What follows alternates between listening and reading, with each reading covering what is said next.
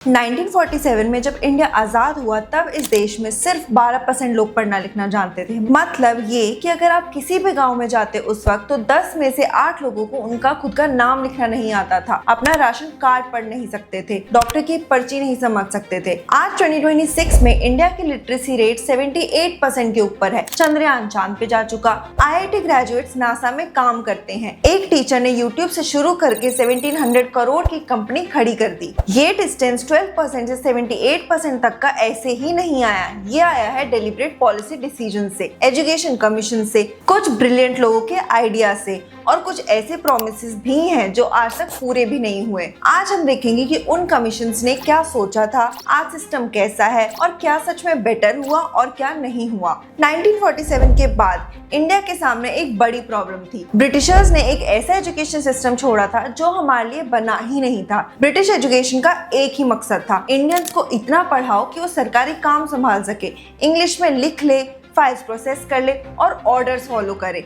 पर higher thinking, research, innovation ये तो कभी एजेंडा था ही नहीं। रिजल्ट एक आजाद देश जिसमें 100 में से 80 लोग अनपढ़ थे और यूनिवर्सिटीज कॉलोनियल माइंडसेट पर चल रही थी। तो नई गवर्नमेंट ने क्या किया?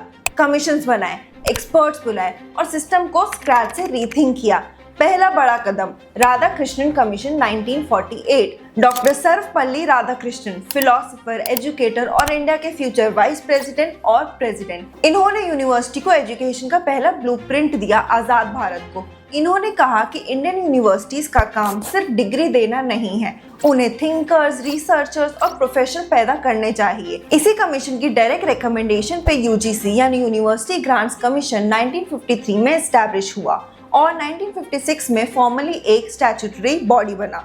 वही यूजीसी जो आज भी इंडिया के कॉलेजेस को रेगुलेट करता है। लेकिन ये सिर्फ यूनिवर्सिटी एजुकेशन की बात थी। School education, curriculum, medium of instruction, teachers की सैलरी, गर्ल्स की एजुकेशन, ये सब कोई कॉम्प्रिहेंसिव पॉलिसी नहीं थी। ये गैप भरा 1964 में कोठारी कमीशन के जरिए।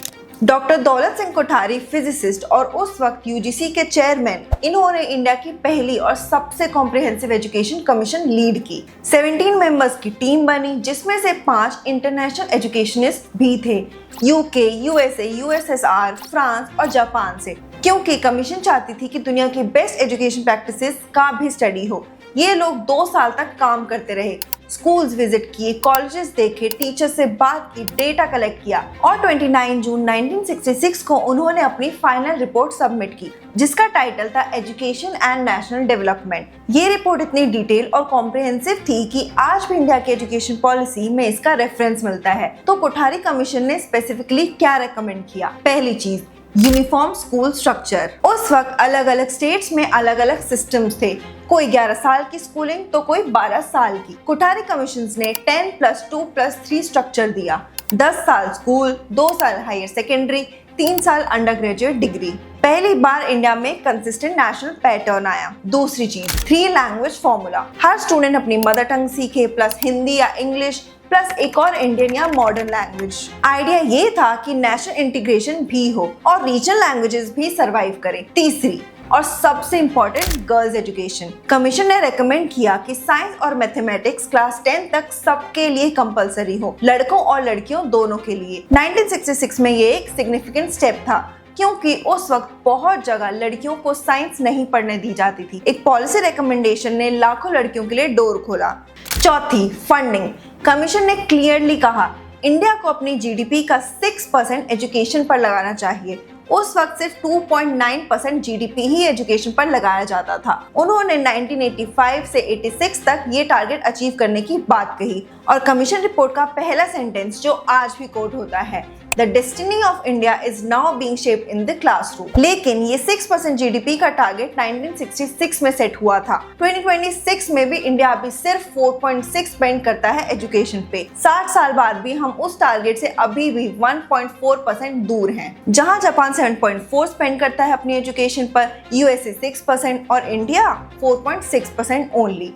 अब करते हैं डायरेक्ट कंपैरिजन। कोठारी कमीशन की सबसे प्रोग्रेसिव रिकमेंडेशन थी कॉमन स्कूल सिस्टम। आइडिया ये था कि एक अमीर का बच्चा और एक गरीब का बच्चा एक ही नेबरहुड स्कूल में पढ़े, सेम टीचर्स, सेम रिसोर्सेज और सेम अपॉर्चुनिटी। कोई अलग एलीट स्कूल नहीं, कोई अलग गवर्नमेंट स्कूल नहीं, एक सिस्टम सबके लिए। ये कभी इम्प्लीमेंट ही नहीं हुआ। आज रिजल्ट क्या है? इंडिया में 2 पैरेलल एजुकेशन सिस्टम एग्जिस्ट करते हैं। एक साइड पे प्राइवेट स्कूल जहां एसी क्लासरूम्स हैं, स्मार्ट बोर्ड्स हैं, इंटरनेशनल करिकुलम है, रोबोटिक्स लैब्स हैं। दूसरी साइड पे गवर्नमेंट स्कूल जहां एक टीचर 5 ग्रेड्स एक साथ पढ़ाता है, बिल्डिंग्स क्रम्बलिंग है, रिसोर्सेज मिनिमम है। जो इनइक्वालिटी कोठारी कमीशन खत्म करना चाहती थी वो आज और भी ज्यादा विजिबल हो गई है। NEP 2020 नेशनल एजुकेशन पॉलिसी ने कुछ रियल चेंजेस किए हैं। स्कूल स्ट्रक्चर ऑफिशियली बदला।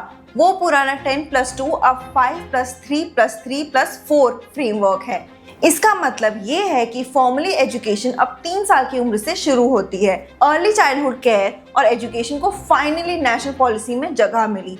NEP ने ये भी कहा कि एजुकेशन में रोट लर्निंग कम हो, क्रिटिकल थिंकिंग ज्यादा हो, एक्सपीरियंशियल लर्निंग हो। लेकिन यहाँ एक प्रैक्टिकल प्रॉब्लम है।